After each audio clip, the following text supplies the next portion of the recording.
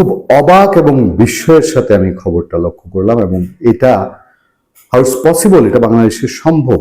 যেই লোকটা এই বাংলাদেশকে চিরদিনের জন্য আমেরিকার ভিত্ত বানিয়ে গেছে, যেই লোকটা সে ব্রিটিশ শাসনে যেরকম 200 বছরের জন্য আমরা গোলামীর চুক্তিতে বন্দী পড়ে গেছিলাম পলাশির যুদ্ধে পরাজিত হয়ে, সেই রকম 5 আগস্ট 2024 বাংলাদেশকে পরাজিত করে ইউনুস, সে লর্ড ক্লাইভ, নব্য লর্ড ক্লাইভরা ক্ষমতায় এসে তারা বাংলাদেশকে আবার গোলামীর জিঞ্জিরে বন্দী করলো।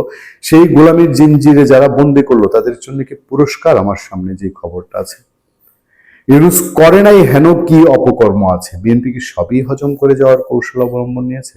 বিএনপি কি এখনো সেই অবস্থানে? বিএনপি মহাসচিব মির্জা ফখরুল ইসলাম আলমগীর যেটা বলেছিলেন, ইউনুসের চোখে মুখে তিনি জিয়াউর রহমানের প্রতিচ্ছবি দেখতে পান। তিনি বলেছিলেন বিএনপি ক্ষমতায় আসলে, বিএনপি সরকার গঠন করলে ইউনুসের পরামর্শ নেবে। তারই প্রতিচ্ছবি কিনা আমি জানি না, খবরটা পড়ছি এবং বিস্ময়ের সাথে আমি ভাবছি যে এই যদি হয় তাহলে আমরা যে আশায় বুক বাঁধছি যে বিএনপি গভর্নমেন্ট ভালো কিছু করবে, আমরা যে আশায় বুক বাঁধছি ইউনুস এবং তার সমস্ত চাটুকাররা যে দুর্নীতি অন্যায় অপকর্ম করেছে সেগুলোর বিচার হবে, সেসব আশায় কি গুড়ে বালি? ডক্টর ইউনুসের জন্য সর্বোচ্চ রাষ্ট্রীয় প্রটোকল ও ভিআইপি মর্যাদা ঘোষণা।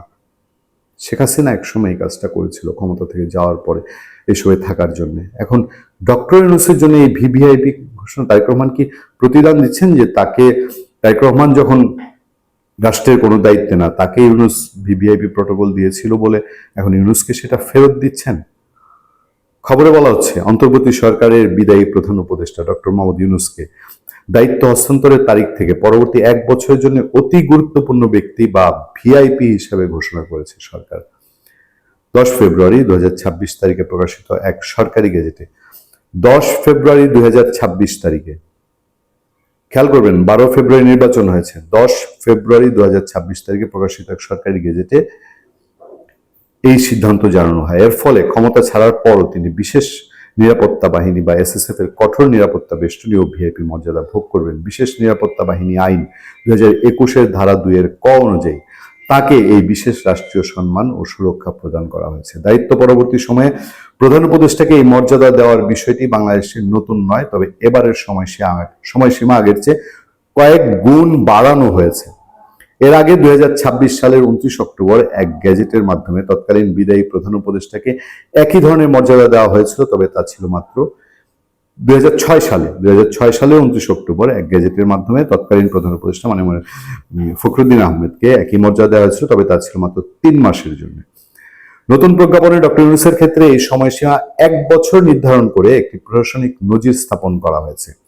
রাষ্ট্রপতি আদেশক্রমে সচিব মোহাম্মদ সাইফুল্লাহ পান্না স্বাক্ষরিত এই আদেশটি অবিলম্বে কার্যকর করার নির্দেশনা দেওয়া হয়েছে। মানে ডক্টর ইউনূস নিজে তার 1 বছরের জন্য ভিভিআইপি মর্যাদা এবং নিরাপত্তা কেড়ে নিয়েছেন। মর্যাদা, ক্ষমতা তার হাতে ছিল, তিনি নিজেই কেড়েছেন। নতুন এই আদেশের ফলে ডক্টর ইউনূস দায়িত্ব ছাড়ার পরও দীর্ঘ সময় ধরে রাষ্ট্রীয় সর্বোচ্চ স্তরের প্রোটোকল ও নিরাপত্তা সুবিধা পাবেন। এটি তার ব্যক্তিগত নিরাপত্তা নিশ্চিত করার পাশাপাশি আন্তর্জাতিক পরিমণ্ডলে তার বিশেষ অবস্থানের প্রতি সরকারের শ্রদ্ধার প্রতিফলন হিসেবে দেখা হচ্ছে।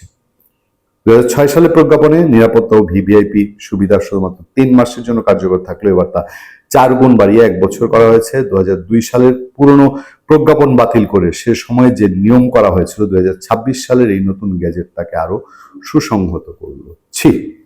ধিক্কার জানাই। আমি জানি না এত সমালোচনা, এত অভিযোগের মুখে তারেক রহমান বাংলাদেশের মানুষের ধিক্কার ঘৃণা জানানো এই মানুষটাকে কি তিনি 1 বছরের জন্য এই সম্মান, এই নিরাপত্তা দিয়ে যাবেন? তার কোনো প্রয়োজনীয়তা আছে, কোনো দরকার আছে, নাকি জেল তার উৎকৃষ্ট জায়গা? ভালো থাকবেন, সুস্থ থাকবেন। আপনার সাথে আমি আতিক রহমান, পূর্ণিয়া।